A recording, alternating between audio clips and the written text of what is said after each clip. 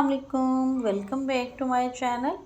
बहुत सारे प्लांट्स जो कि हमने विंटर्स के लिए लगाए हैं, सीड से लगाए हैं या फिर आपने पनीरी ली है, उनमें अब आहिस्ता आहिस्ता फ्लावरिंग आना स्टार्ट हो जाएगी।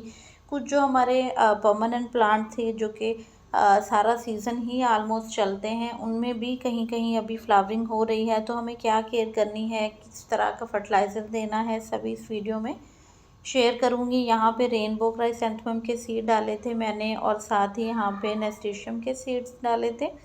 तो ये तो हैं विंटर के फ्लावरिंग प्लांट्स। इनको अगर हम फर्टिलाइज़र नहीं भी देंगे तो ये पौधे फिर भी फ्लावरिंग करेंगे। और अगर आपको ढेरों फ्लावरिंग चाहिए छोटे गमलों में, फिर आपको फर्टिलाइज़र देना पड़ेगा। मैं यहाँ पे अपने पौधों में जो फर्टिलाइज़र ऐड करूँगी वो मैंने बनाना कुछ वीडियो पहले मैंने आपसे शेयर किया था, जब मैंने अपनी वेजिटेबल्स वाले प्लांट्स को भी ये फर्टिलाइज़र दिया था।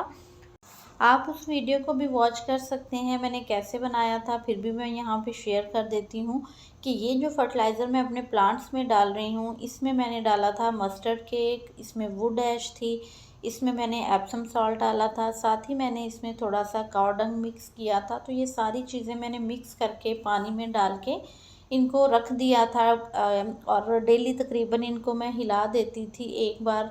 तो उसके बाद ये है कि तकरीबन 5 से 6 दिन के बाद ये बिल्कुल तैयार था पौधों को देने के लिए। तो आपने ऐसे ही नहीं दे देना है, इसमें फ़र्दर आपने मज़ीद पानी मिक्स करना है। अगर आपका फर्टिलाइज़र 1 लीटर है, उसमें आपने 5 से 6 लीटर पानी और डालना है और फिर आपने अपने पौधों में दे देना है। मैंने इस फर्टिलाइज़र को एक बकेट में बना के रख रखा है, जिससे मैं निकालती हूँ, उसमें और पानी डालती हूँ और हर 15 दिन बाद अब मैं अपने पौधों में डाल रही हूँ। जितने भी मेरे फ्लावरिंग प्लांट हैं या जो मेरे बल्ब वाले फ्लावरिंग प्लांट हैं, क्लांचो के प्लांट्स हैं, सभी में मैं 15-15 दिन के बाद थोड़ा थोड़ा ऐड कर रही हूँ।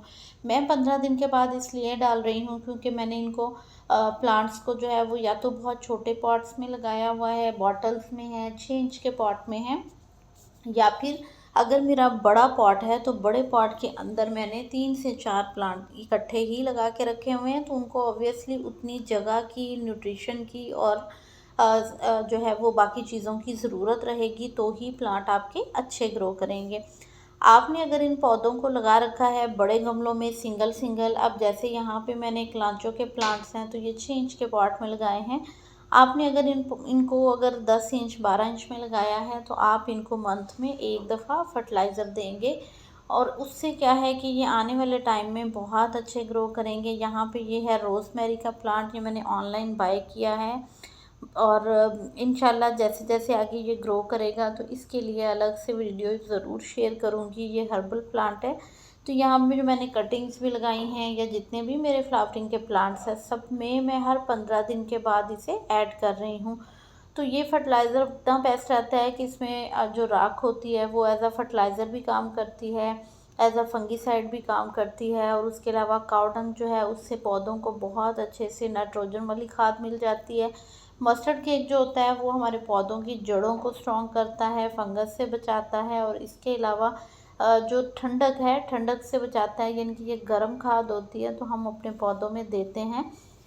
सर्दियों में आप जितना मर्ज़ी चाहें आप मस्टर्ड केक फर्टिलाइज़र जो है वो खाली भी बना के अपने पौधों में डाल सकते हैं और मस्टर्ड केक अवेलेबल है, अगर किसी को बाय करना हो आप बाय कर सकते हैं। इसी तरह अगर आपको एप्सम सॉल्ट चाहिए आप एप्सम सॉल्ट भी बाय कर सकते हैं, अवेलेबल है, आप अपने पौधों में डालें। अगर आपके पौधों के पत्ते ग्रीन नहीं हैं, येलो हो रहे हैं, ख़ास करके वो पौधे जिनका सीज़न है, एक तो वो पौधे हैं जिनका सीज़न नहीं है, ये देखें जैसे इसके लीव्स जो हैं वो अब डल हो रहे हैं, गिर जाएंगे, ब्रांचेस रह जाएंगी खाली, तो वो तो उनका डोरमेंसी का टाइम है। लेकिन अगर पौधे जो हैं वो जैसे कि यहाँ पे देखें बेबी सनरोज़ का प्लांट है तो ये इसका ग्रोइंग टाइम है, ये फ्लावरिंग भी करेगा। तो अगर ये ग्रो नहीं हो रहा है, इसके लीव्स येलो हो रहे हैं, तो आप इसमें जो है ये फर्टिलाइज़र डालें या फिर अगर आप इसमें खाली एप्सम सॉल्ट भी डाल सकते हैं ताकि प्लांट जो है वो उसके लीव्स जो है वो बहुत अच्छे से ग्रीन लश ग्रीन ग्रो करें और पौधा आपका अच्छे से जो क्लोरोफिल होता है अपने लीव्स में वो बनाएं और उसकी पत्तियां ग्रीन ग्रो हों। अब यहाँ देखें ये इतनी खूबसूरत पवेलियन जो यहाँ पे ग्रो हो रही है क्योंकि ये टोटली शेड में कवर्ड एरिया में पड़ा हुआ है और यहाँ ये ग्रो होती जा रही है। तो हम पौधों को अगर उनके मुताबिक एटमॉस्फेयर देते हैं तो पौधे जो है वो ये नहीं देखते कि उन्होंने गर्मी में ग्रो करना है या सर्दी में, वो अपनी ग्रोथ को कंटिन्यू रखते हैं अगर उनका टेम्परेचर जो है वो जो उनको चाहिए है वो मिल रहा हो। तो इसलिए अपने पौधों को जो है वो उनकी नेचर के हिसाब से फर्टिलाइज़र दें, उनको जितनी धूप चाहिए वो दें। यहाँ सारे कैलेंडुला के प्लांट्स हैं, तो कैलेंडुला के प्लांट्स भी अवेलेबल हैं अगर आपको चाहिए हो।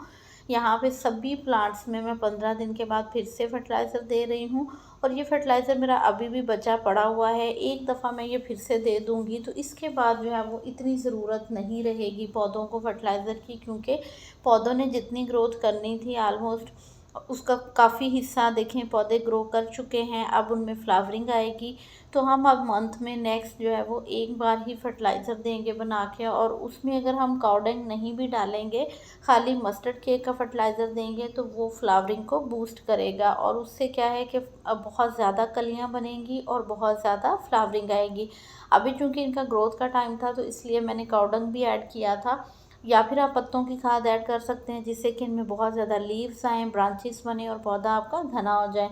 कॉस्मोस के प्लांट्स भी अवेलेबल हैं, अगर किसी को बाय करने हो आप बाय कर सकते हैं। इसके अलावा विंटर्स की कुछ मज़ीद सैपलिंग्स हैं जो तैयार हैं फ्लावरिंग प्लांट्स की, आप उनको बाय करना चाहें आप बाय कर सकते हैं। पिक्चर्स में ज़्यादातर व्हाट्सएप स्टेटस पे भी लगाती हूँ और यहाँ वीडियो में भी शेयर करती हूँ। नंबर मैंने यहाँ थंबनेल पे ज़रूर शेयर कर रखा है अपना। इसके अलावा यहाँ देखें ये प्लांट भी अवेलेबल है, ये है स्टार एलोवेरा। तो आपको जो प्लांट चाहिए हो आप कांटेक्ट कर सकते हैं, व्हाट्सएप पे मैसेज कीजिए, आपको रिप्लाई मिल जाएगा। दुआओं में याद रखिएगा। अल्लाह हाफिज़।